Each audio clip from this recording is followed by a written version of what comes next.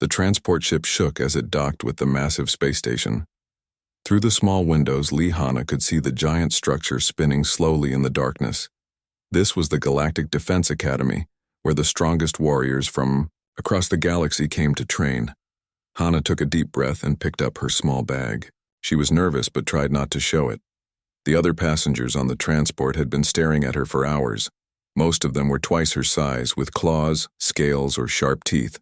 She was just a human woman from Earth, barely 5 feet tall. The doors opened with a hiss. One by one, the new recruits stepped out onto the station. First came the Vacthors, tall lizard-like beings with thick scales and powerful muscles. Their leader was 8 feet tall with scars covering his face. Then came the Gentari, crystal creatures that looked like living diamonds. Their bodies made musical sounds when they moved. Last were the Krell, giant insect-like aliens with 4 arms and hard shells covering their backs. Hana walked out last. The moment she appeared, the talking stopped. Everyone turned to look at the small human girl. Some of the aliens started making sounds that might have been laughing. "Is that supposed to be a warrior?" one of the Vacthors said in the common language. "Maybe it got lost," replied a Gentari, its voice like breaking glass. Commander Thex Valderan stood at the front of the group. He was a huge Vacthor with 1 missing eye and claw marks across his chest. He had trained soldiers for 50 years and had never seen anything as weak-looking as this human. "Welcome to the Galactic Defense Academy," Commander Valderan said in a voice like grinding stone. "You are here because your species believes you have what it takes to become elite warriors. Most of you will fail. Some of you will get hurt. A few might even die." His one good eye stopped on Hana. "And some of you should not be here at all." The other recruits turned to stare at Hana again. She felt her face get warm but kept looking, straight ahead. "I am Commander Valderan," he continued. "For the next 6 months I will decide if you are worth the food we give you. Form lines by species. We will assign rooms and schedules." As the groups formed, Hana noticed another human, standing near the back. He was huge for a human, almost as tall as the smaller Vacthors and built like a mountain. His name tag said Park Jinwoo. Jinwoo walked over to her. "You must be the other human recruit," he said quietly. "I am Jinwoo." "Hana," she replied, grateful to hear her own language. "Listen," Jinwoo said, looking around to make sure no one was watching.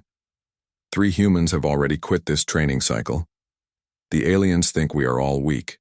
They will try to make you give up. I am not giving up," Hana said. Jinwoo studied her face.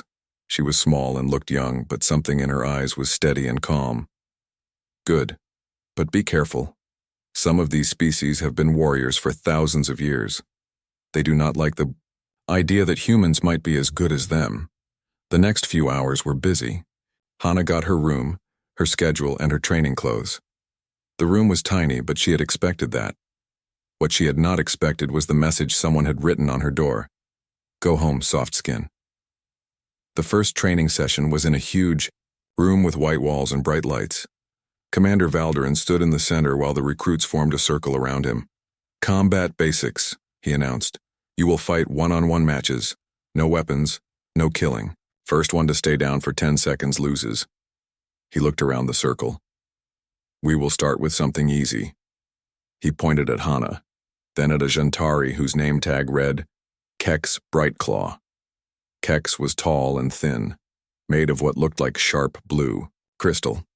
Small lights moved under his skin like electricity. "Human versus Gentari," Commander Valderan said. "This should be quick." The other recruits moved back to form a fighting circle. Hana and Kex stepped into the middle. Kex was almost twice her height, and his arms ended in blade-like points. "Try not to get cut up too badly, little soft skin," Kex said. His voice sounded like wind chimes. "I would hate to end your career on the first day." Several aliens made laughing sounds. Someone called out, "How long do you think she will last?" 10 seconds, replied a Vacthor. "I say 5, said a Krell. Commander Valderan raised his hand. "Begin." Kex moved fast, swinging his sharp arms at Hana. She stepped back, barely avoiding the crystal blades. He attacked again, this time aiming for her shoulder. Hana twisted to the side and let his arm pass by her. "Stand still and fight," Kek shouted, getting angry. But Hana kept moving. She watched his eyes, his feet, the way his body moved before each attack. Slowly, she began to see patterns. Kex always pulled his left arm back before striking with his right. He leaned forward. When he was about to lunge, Kex attacked again, putting all his strength into a downward strike. Hana stepped to the side at the last second and pushed his arm as it went past. Kex stumbled forward off balance. The watching aliens had stopped making noise. They were starting to pay attention. Kex turned around, his crystal face glowing brighter. "Lucky move," he said. For the next few minutes they moved around each other. Kex attacked over and over, but he could not touch Hana. She was too quick, and she seemed to know where he would strike before he did it. Kex was getting tired. His attacks became slower and wilder. Sweat began to form on his crystal skin, making him look wet. When Kex swung both arms at once, Hana dropped low and swept her leg across his feet. The tall Gentari crashed to the ground with a sound like breaking glass. Before he could get up, Hana was on top of him, holding his arms down. Commander Valderan started counting. 1, 2, 3. Kex tried to throw her off, but he was too tired, and she had positioned herself perfectly. Her small size worked in her favor now. She was hard to grab and easy to miss. 8, 9, 10. Match over. Silence filled the room.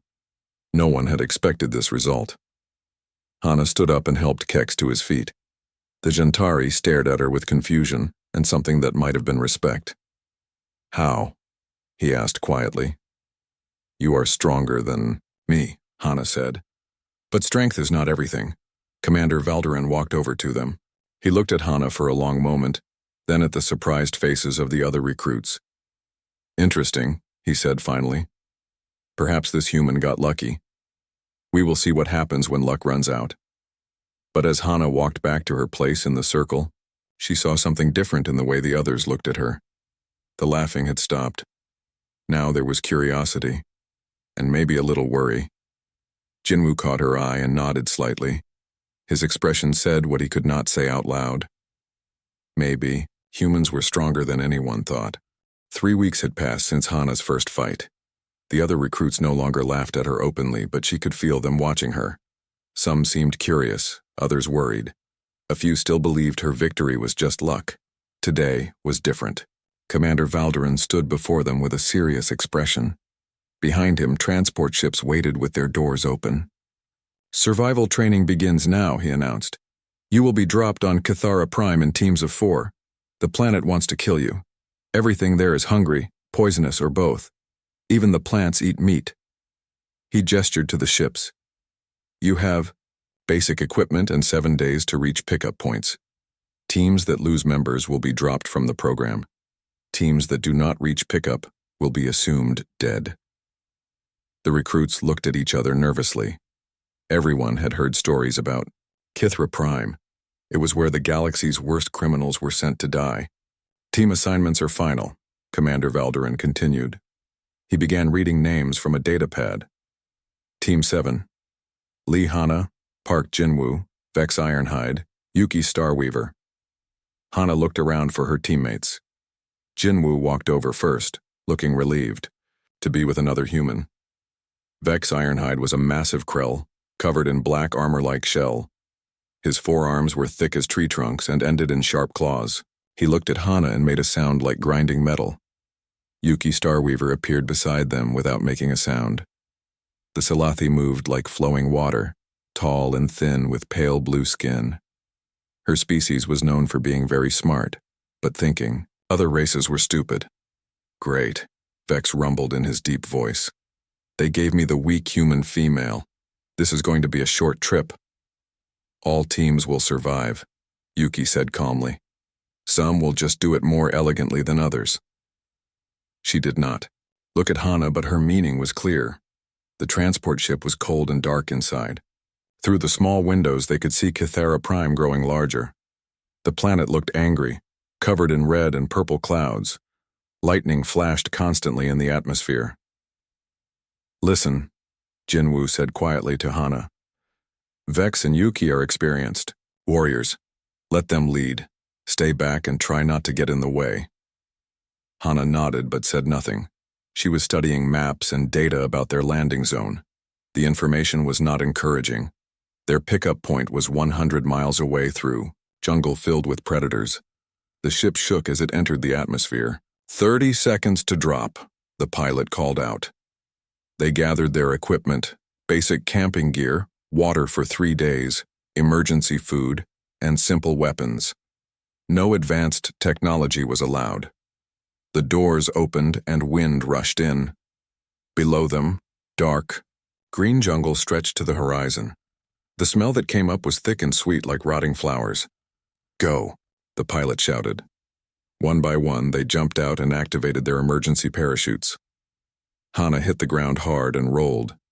The jungle around her was alive with sounds, clicking, buzzing, roaring, and things that might have been screaming.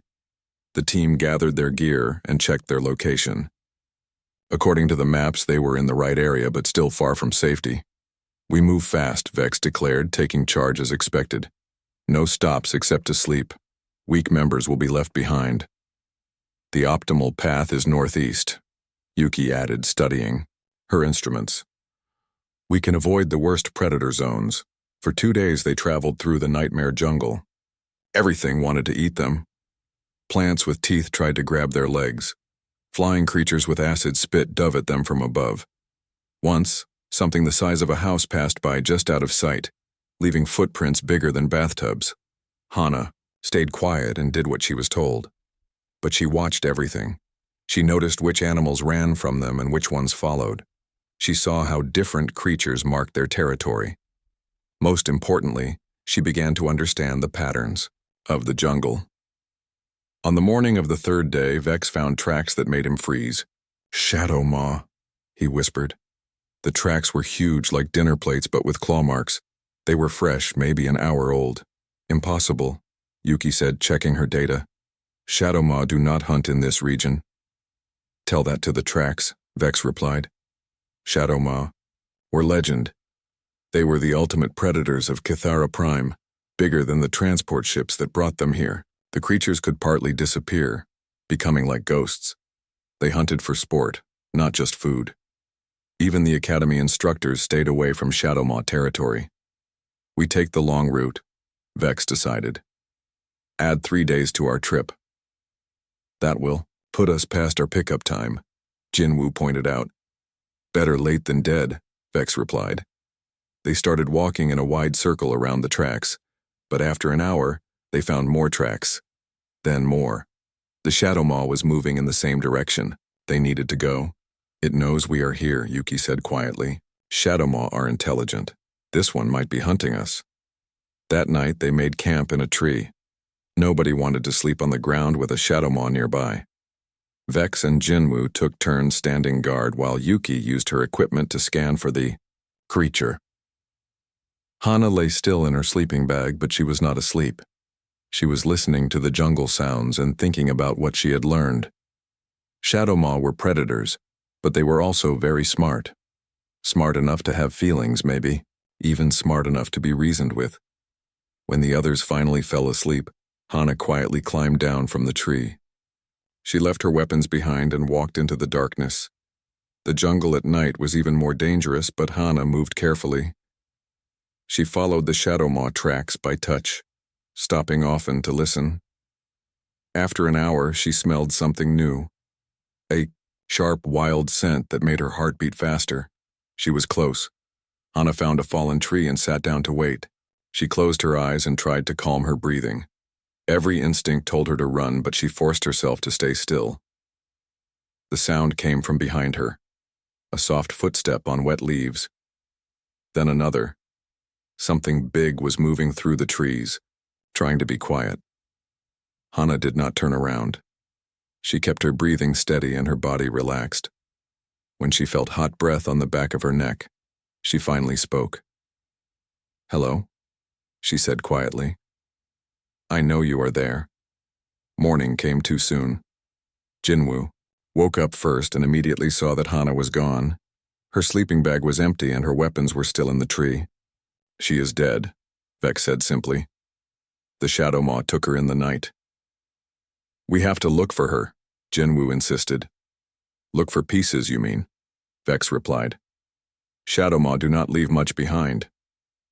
Yuki was scanning the area with her instruments. I'm detecting life signs that way, she said, pointing deeper into the jungle. Multiple large creatures and one small one. That is the wrong direction, Vex pointed out. We should report her death and continue to pick up. I am not leaving without her, Jinwoo said firmly. After a long argument, they decided to follow the trail for 2 hours. If they found no sign of Hana, they would turn back. The tracks led them through the thickest part of the jungle, past streams of water that bubbled and steamed. The air grew hotter and harder to breathe. Strange sounds echoed from all directions. After an hour of walking, they came to a clearing where the trees formed a perfect circle. In the center was a cave entrance big enough to fly a ship through. Bones covered the ground, thousands of them from creatures both small and enormous. Shadow Maw. 10, Vex whispered. We leave now. That was when they saw her. Hana sat calmly beside the cave entrance. Next to her, lying in the sun like a giant cat, was the Shadow Maw itself. The creature was 30 feet long from nose to tail, covered in dark fur that seemed to absorb light. Its 6 yellow eyes watched the approaching team with obvious intelligence. When it opened its mouth, teeth as long as sword blades caught the sunlight, but it was not attacking. It was resting, completely calm, occasionally looking at Hana as if asking for permission. What? Vex started to say, then stopped. His translator was making error sounds, unable to process what he was seeing. Hello, Hana called out cheerfully. I found our escort to the pickup point. Jinwoo stared at his fellow human sitting beside the most dangerous predator on the planet. The Shadow Maw looked at him, then at Hana, then back at him. Its tail moved slightly, but it remained calm. How? Yuki asked in a voice barely above a whisper. Hana stood up and gently touched the Shadow Maw's massive head. The creature made a sound like a large cat purring. She was hurt, Hana explained. Old wound that never healed properly. I helped clean it and used some plants to stop the infection. The team stared in complete silence. A Shadow Maw had let a human heal it. The most feared predator in known space was acting like a pet. Now she trusts me, Hana continued. And she knows these jungles better than our maps do. She can get us to pick up safely. As if understanding, the Shadow Maw stood and walked toward the edge of the clearing. It paused and looked back at Hana, waiting. Well? Hana asked her teammates. Are you coming? The night before, Hana had sat in the darkness waiting. She knew the Shadow Maw was behind her, could feel its presence like electricity in the air. Most people would have run or screamed. Instead, she stayed perfectly still and kept her breathing calm. I am not here to hurt you, she had said softly into the darkness. I just want to understand. The creature moved closer. Hana could hear its massive paws pressing into the soft ground. She could smell its wild scent like rain and metal and something older than civilization. Slowly, Hana had turned around. The Shadow Maw was even bigger than she had expected. Its 6 eyes glowed like yellow lamps in the darkness. Its teeth were longer than her fingers. When it breathed, the sound was like wind through a cave, but Hana was not afraid. Fear would have made her smell different, and predators always noticed fear. Instead, she felt curious. This creature was intelligent. She could see it in the way it watched her, the way it tilted its massive head. You are beautiful, she had whispered. The Shadow Maw made a sound deep in its throat, not quite a growl, but not friendly either. It was testing her, trying to understand. What kind of creature would sit calmly in front of death? Hana had learned about animal behavior back on Earth. Every predator species had its own language of movement and sound. Lions, wolves, bears, they all had ways of showing dominance, submission, or simple curiosity. She tilted her head slightly and looked away from the Shadow Maw's eyes. Direct eye contact was a challenge. Looking away showed she was not trying to fight. The creature stepped closer. Now it was near enough to touch. Hana could feel heat coming from its massive body. She could hear its heart beating like a drum. That was when she noticed something wrong. The shadow maw was favoring its left front leg, putting less weight on. There was a smell too, sharp and sour under the wild scent. "You are hurt," Hana had said gently. The shadow maw lowered its great head and looked at its paw. For a moment, it looked less like a monster and more like any injured animal. Hana had slowly reached into her pack and pulled out her medical supplies. Moving very carefully, she had crawled closer to the creature's injured leg. The wound was old, maybe weeks or months. It looked like another shadow maw had bitten the paw during a fight. The wound had closed, but not properly. Infection had set in, making the flesh hot and swollen. "This must hurt a lot," Hana had said, her voice full of sympathy. Working by moonlight, she had cleaned the wound with water from her bottle. The shadow maw tensed but did not pull away. When she squeezed the infected area to drain it, the creature made a low whining sound but held still. From the jungle around them, Hana had gathered plants she recognized. Some earth plants had cousins on other worlds, and she had studied alien botany before coming to the academy. She found leaves that worked like antiseptic and roots that helped fight infection. As she worked, the shadow maw watched her with something like wonder. No creature had ever tried to help it before. Everything else either ran away or tried to fight. "There," Hana had said finally, wrapping the paw with strips torn from her spare shirt. "That should feel better soon." The shadow maw had lifted its paw and sniffed the bandage. Then it looked at Hana with all 6 eyes. Slowly, carefully, it lowered its massive head and touched her shoulder with its nose. It was a gesture of trust. Now, in the morning light, her teammates stared in shock at the scene. The most dangerous predator on the planet was acting like Hana's pet. "This is impossible," Vex rumbled. "Shadow maw kill everything they meet." "Not everything," Hana replied. "She is intelligent. She understands that I helped her." Yuki approached, slowly, her instruments beeping as they detected the creature's massive life signs. "My species has legends about this," she said quietly. "Beast speakers, we called them, but we thought they were just stories." "What kind of stories?" Jinwoo asked. "Ancient warriors who could talk to the great predators," Yuki explained. "They were said to be able to turn the fiercest monsters into allies. But no one believed such people could really exist." The shadow maw stood and stretched like a giant cat. Her injured paw touched the ground more firmly now, though she was still careful with it. She looked at Hana and made a questioning sound. "She wants to know if we are ready to travel," Hana translated. "You can understand her?" Vex asked. "Not her words," Hana explained, "but body language is the same for many species. She is asking if her pack is ready to move." "Her pack?" Jinwoo repeated. "Us.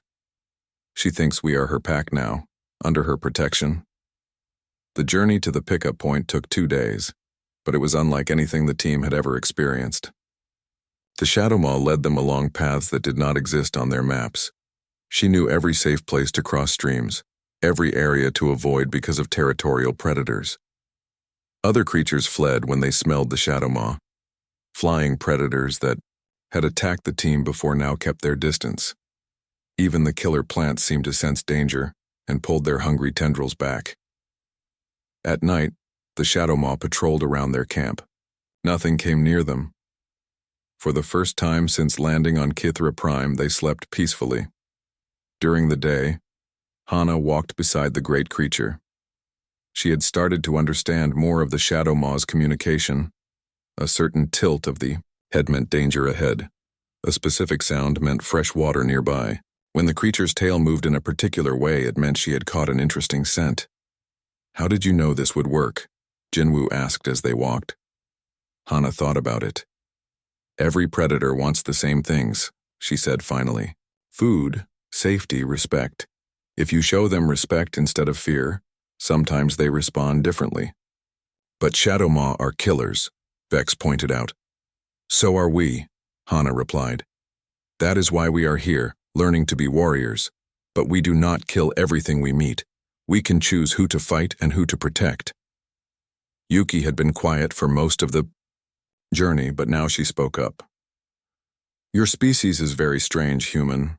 Most intelligent creatures fear apex predators instinctively, but you seem to understand them instead. Maybe that is because humans were apex predators once too, Hana said. On Earth, we hunted everything, even creatures bigger than us. We remember what it feels like to be the hunter. On the morning of the second day, they reached the pickup point. It was a flat area where ships could land, surrounded by tall trees. Other teams were already waiting, but they backed away in terror when they saw the Shadow Maw. Commander Valdoran was there with several other instructors. When he saw Hana walking calmly beside the massive predator, his remaining eye widened in shock. "Stand down," he shouted to the other instructors who were reaching for their weapons. "Do not provoke it." The Shadow Maw looked around at all the strange creatures gathered in the clearing. She could smell their fear and confusion, but when she looked at Hana, the small human showed no fear at all.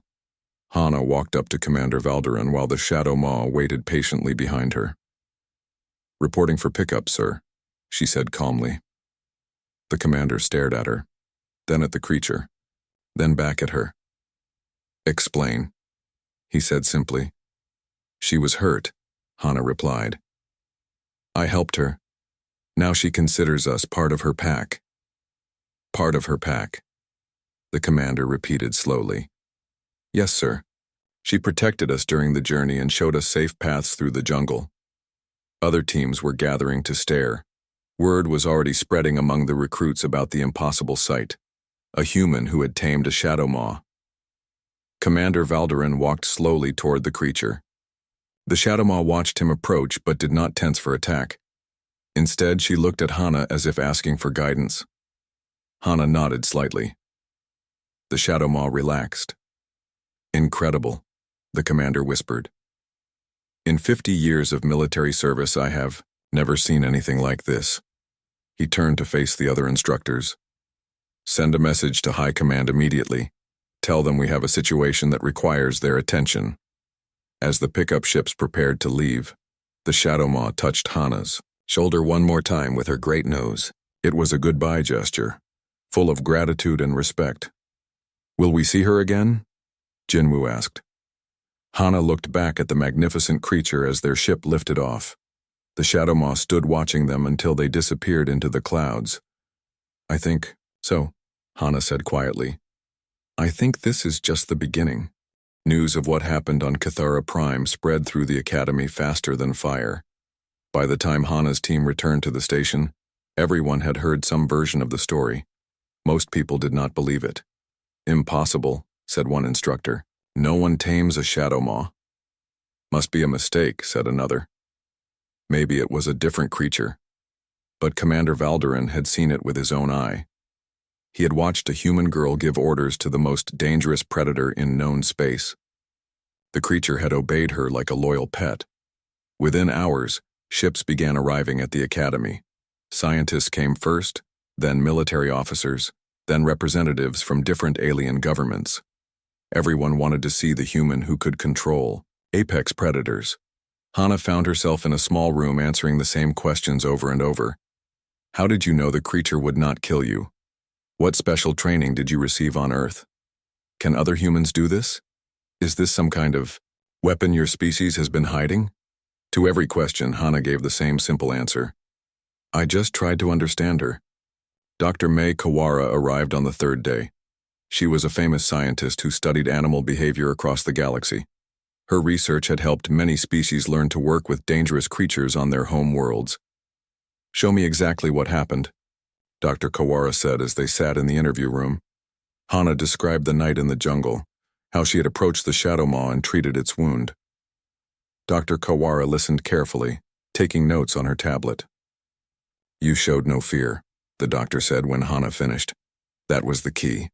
Fear produces chemical signals that predators can smell. You remained calm, which told the creature you were not prey. But that cannot be the whole explanation, said Colonel Tae Minho, one of the human military officers. Many soldiers can control their fear. Why has no one else ever tamed a Shadow Maw? Dr. Kawara pulled up files on her tablet. I have been researching human behavior since the news reached us. Your species has something very unusual.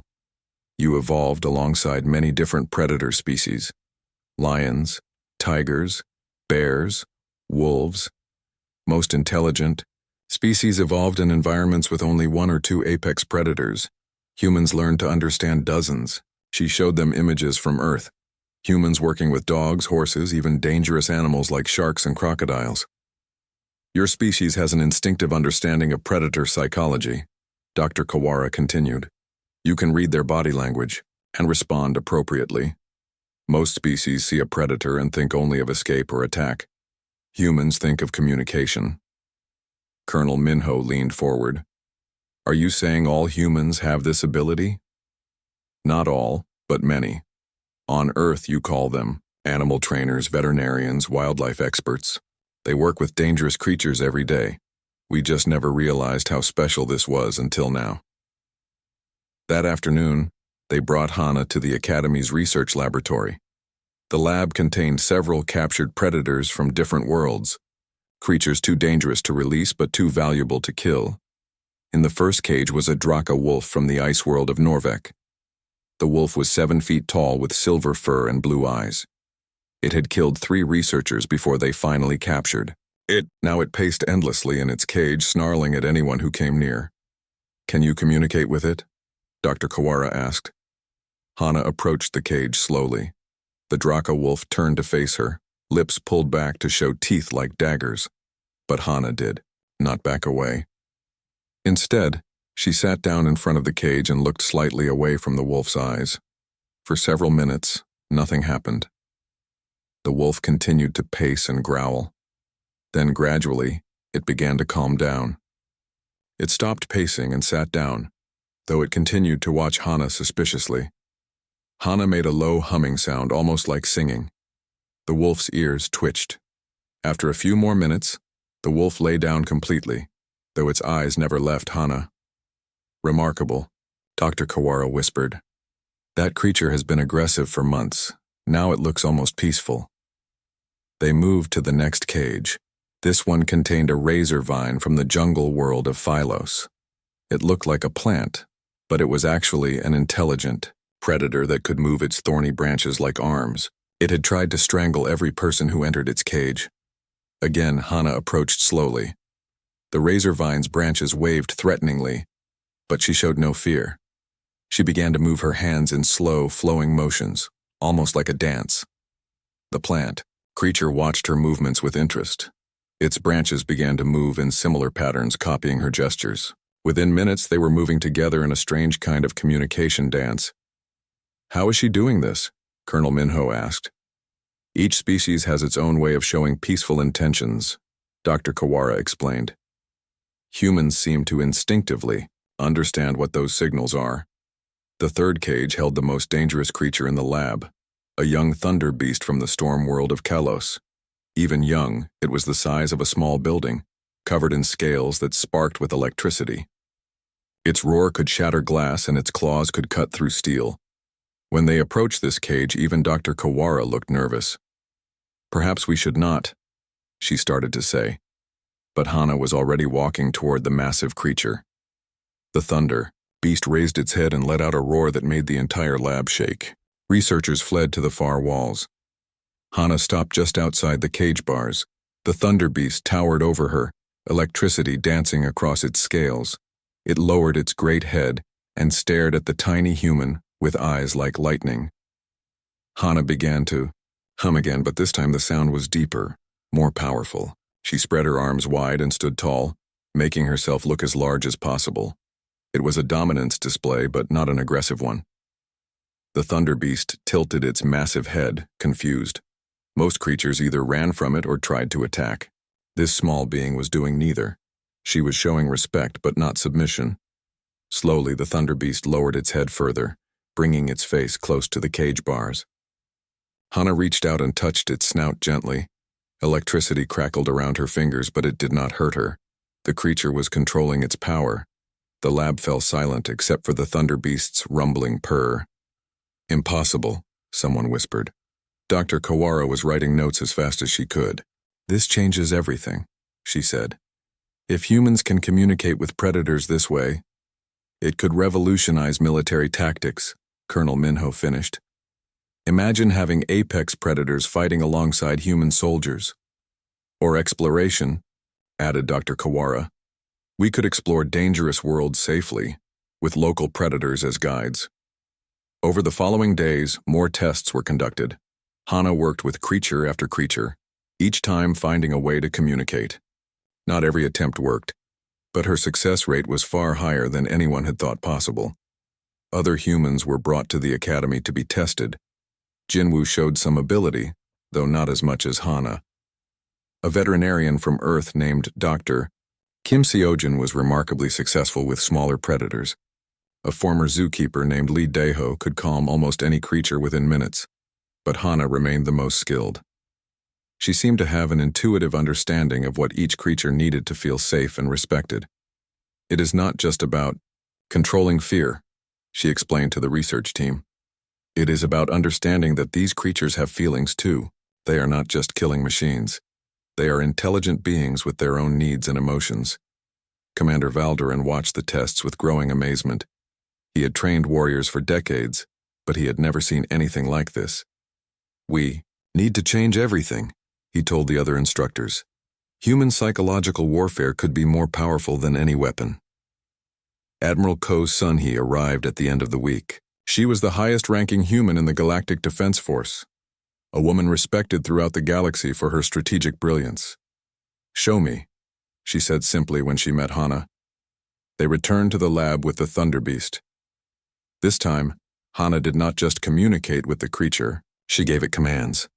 "Back," she said firmly, and the Thunder Beast stepped away from the cage bars. "Sit," she commanded, and the massive creature lowered its hindquarters. "Quiet," she whispered, and the Thunder Beast's electrical field faded to almost nothing. Admiral Ko watched in silence. Finally, she spoke. "How many humans could learn this?" "We estimate several thousand," Dr. Kawara replied. "Maybe more.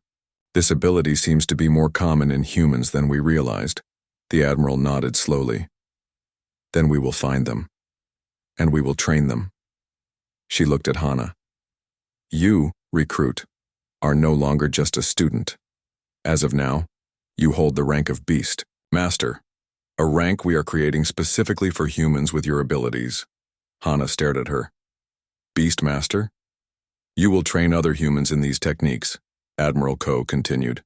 "You will also work with our military scientists to develop new strategies using predator allies." As they left the lab, Hana felt the eyes of every alien in the academy watching her. The creature who had once been laughed at was now one of the most important humans in the galaxy. But she could not shake the feeling that this was only the beginning. Somewhere out in space, on worlds yet unexplored, apex predators waited. And now humanity had found its most unexpected weapon, not superior technology or overwhelming force, but the simple ability to understand. 6 months later, the Galactic Defense Academy looked completely different. Where once there had been only training grounds and lecture halls, now there were specialized facilities for working with dangerous creatures. The academy had become the center of a new kind of warfare.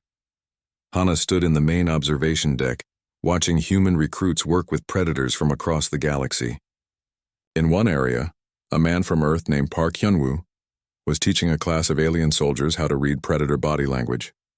In another, Dr. Kim Seojin was showing medical students how to treat injuries on creatures that could kill them with a single bite.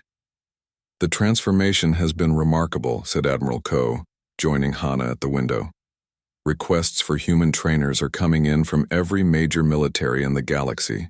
Below them, they could see the Academy's newest addition, a massive enclosure where the Shadow Maw from Kythera Prime now lived. She was not a prisoner, but a partner, helping to train new beast masters. When she saw Hana through the window, the great creature lifted her head in greeting. "How is she adapting?" Admiral Ko asked. "Better than expected," Hana replied. "She enjoys the work. I think she was lonely on Kythera Prime. Now she has purpose." It had taken weeks of negotiation to bring the Shadow Maw to the Academy. Many officials had argued it was too dangerous, but Hana had insisted, and her new rank carried significant weight. The creature had arrived peacefully and quickly proved her value as a training partner. "The High Council meeting begins in an hour," Admiral Ko said. "Are you ready?" Hana nodded, though she felt nervous. Today she would address the leaders of dozens of alien governments. They wanted to see proof that humans could really do what the reports claimed.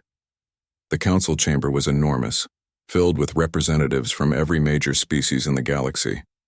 Hana had never seen so many different kinds of aliens in one place. Some were familiar from the academy, but others were completely new. Floating gas clouds, crystalline beings that sang instead of spoke, machine intelligences that communicated through light patterns. At the center of the chamber was a large arena surrounded by protective barriers. Several cages had been placed inside, each containing a different apex predator. "Honored delegates," Admiral Ko announced, "I present Beastmaster Lee Hana, the first human to successfully communicate with and command apex predators across species lines." Hana walked into the arena as hundreds of alien eyes watched her. She felt very small, but she remembered her first day at the academy. She had been small then too, but she had proven herself. Now she would do it again.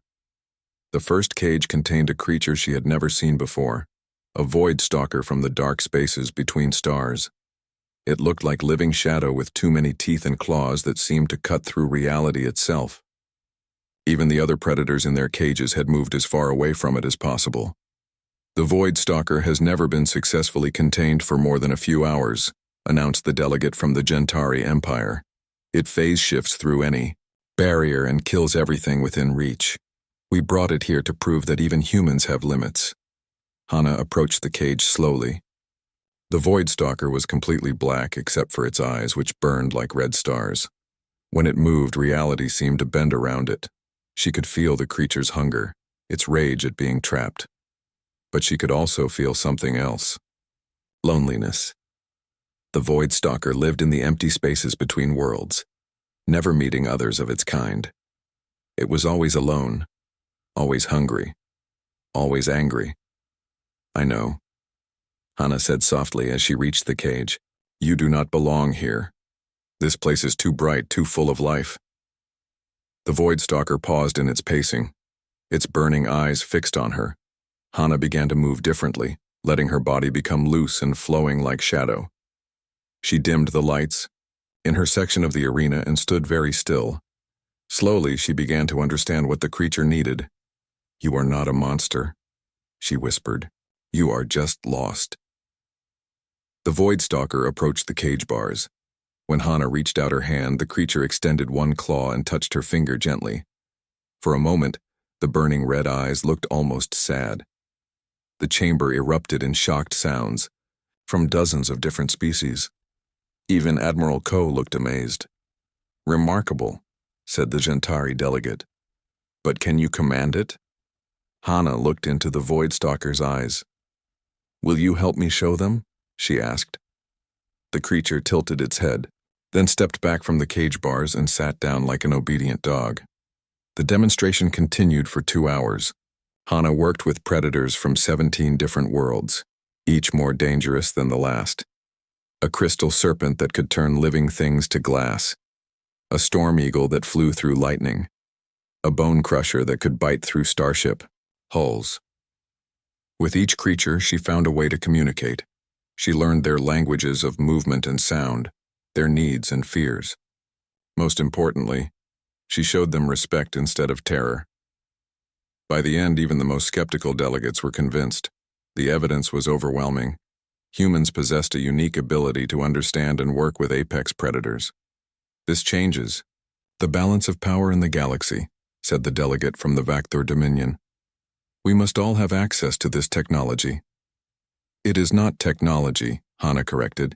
"It is understanding, and we are willing to share it." Admiral Ko stepped forward. "The Human Defense Force proposes a new alliance. We will train Beastmasters to work with every willing government. In exchange, we ask for protected status for predator species across all our worlds."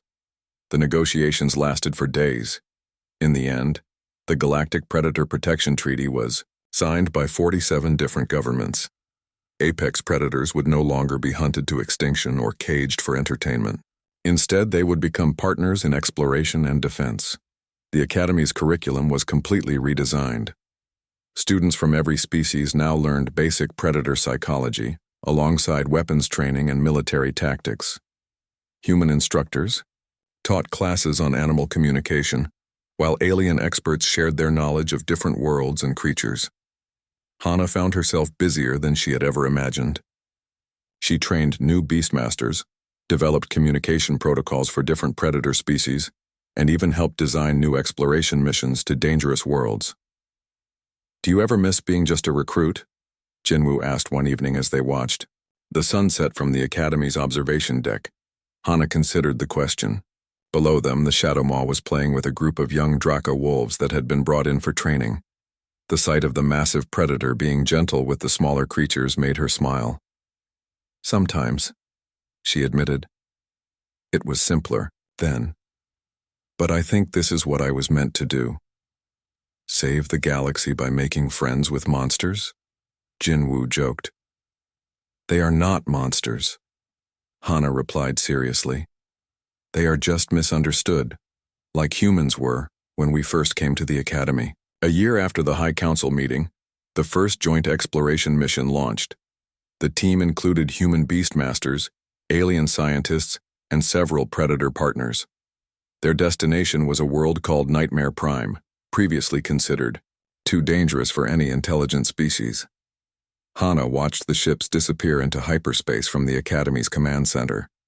Admiral Ko stood beside her, reading reports from other successful missions. "The Crystalline Empire reports that their Beastmaster team has made first contact with the Stone Guardians of Petra 7, she said. "The Krell Confederacy has successfully mapped the poison swamps of Venom World using native predators as guides." "And closer to home?" Hana asked. 3 more Shadow Maw have joined our training program. The Draco Wolf Pack has grown to 12 members. Even the Thunder Beast has started showing interest in working with human partners. Hana smiled. The Academy that had once been a place where the strongest survived through violence was now becoming something entirely new. A place where different species learn to understand and respect each other. "There is one more thing," Admiral Ko said, handing her a data pad. "We have received requests from over 300 worlds asking for Beastmaster teams. Apparently, word has spread that humans can help resolve conflicts with local predator species." Hana looked at the list of requests. Each one represented a world where humans and aliens would work together with creatures that had once been feared. Each one was a chance to prove that understanding was stronger than fear. "We will need more trainers," she said. "I know. That is why I am promoting you to Chief Beastmaster. You will oversee all training programs and select candidates for the advanced courses." Hana stared at the Admiral. "Chief Beastmaster? The position comes with its own ship, a research team, and the authority to establish Beastmaster programs wherever they are needed."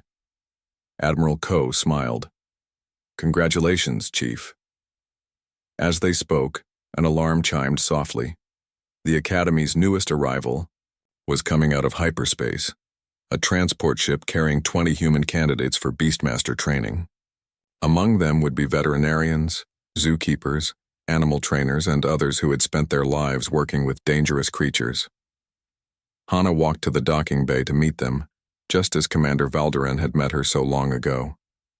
But this time, there would be no mockery or doubt.